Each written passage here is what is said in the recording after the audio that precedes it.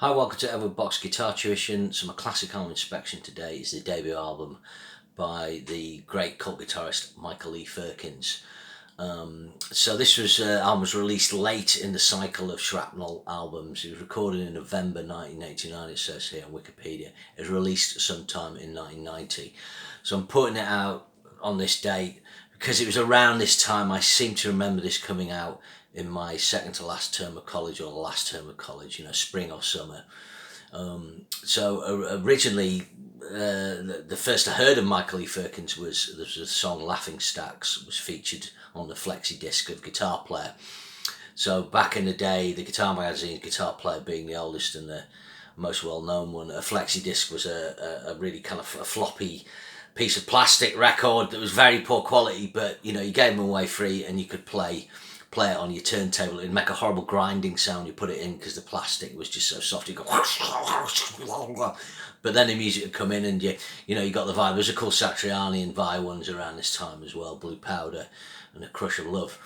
I digress. Anyway, it was amazing hearing his playing. He was doing something different. He was, as I found out later, he used a whammy bar to simulate slide guitar. He used thirds and sixes and chicken picking, bluesgrass inspired licks in his playing. He did really kind of liquid arpeggios, legato runs, and he also had a really good ear for a tune. Laughing Stacks is a great track, really good.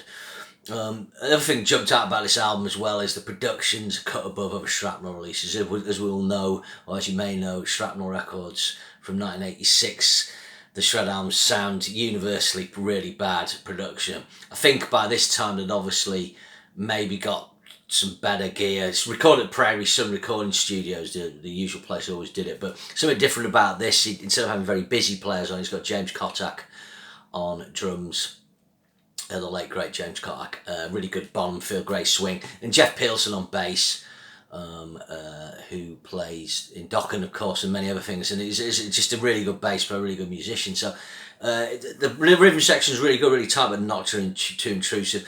Firkins focuses a lot on the riffs and the riff as a hook and building melodies around that.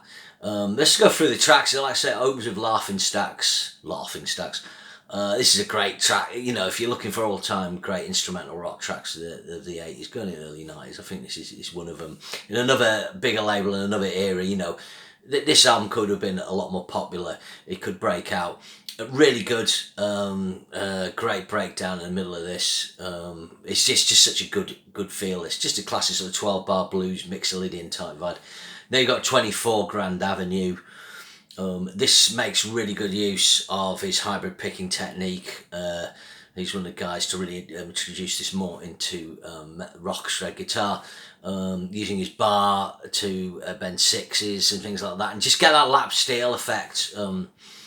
Really good track. Then you got Runaway Train. This is kind of the shortest track on the album. It's a high tempo.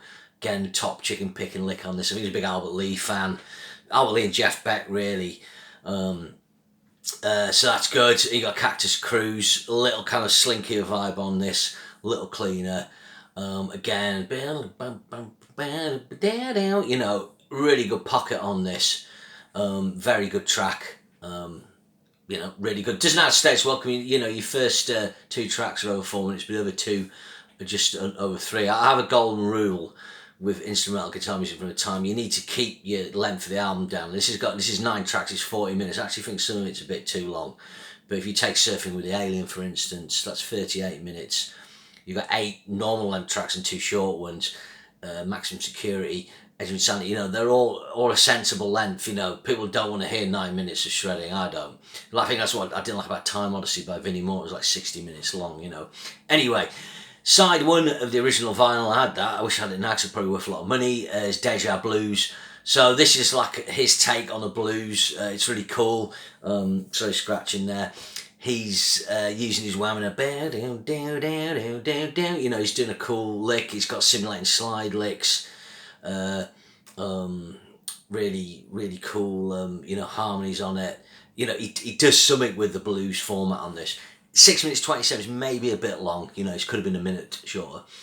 Side 2 opens with Space Crickets, and I'll muddle up the riff with Cactus Cruise there. But this is another funky, sort of laid back one. Maybe the weakest track on the album, perhaps, or one of them. Then you got Rain in the Tunnel, 523. This is more epic. This is really good.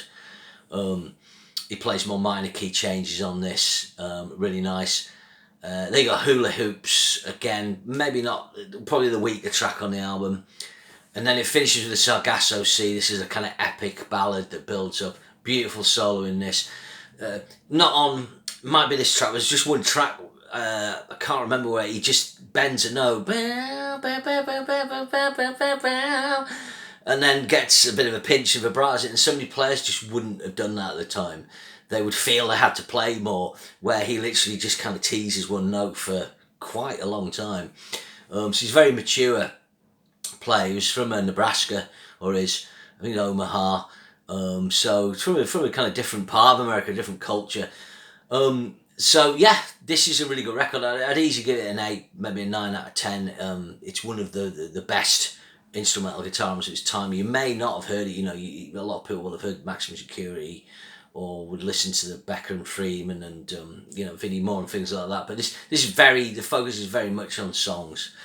After this, I'm not sure what happened to him really. He didn't seem to do an album, I think, for another 5 years. I checked a couple out, but when I kind of got back into this sort of stuff, but he seemed to have sort of gone more bluesy and lost the sort of hard rock element. Obviously, with this album, Mike Varney would have been, look, you have to kind of stylistically fit in with the Shrapnel thing. That was with Mike Varney. A lot of the neoclassical shredding you hear on Shrapnel, some of it is actually because Mike Varney's gone, go and listen to Yngwie and develop your own take on that. And that's why someone like Greg Howe, ended up going more jazz fusion later on and so on. And Richie Kotzen, they kind of end up playing differently because they were fitting in with the Shrapnel thing. This sold about 100,000 copies. It was a kind of stock thing for Shrapnel albums that broke out of the box back then, McAlpine and Vinnie Moore and so on. So now he'd be on YouTube, I suppose. He'd be a YouTube phenomenon, I guess. So yeah, Michael Lee Firkins, it's 35 years old this year, like I said, I'm not sure what date it came out. So remember to share and subscribe. I think I've got one more kind of Shrapnel album to do this year, and see you again soon. Thanks very much, bye.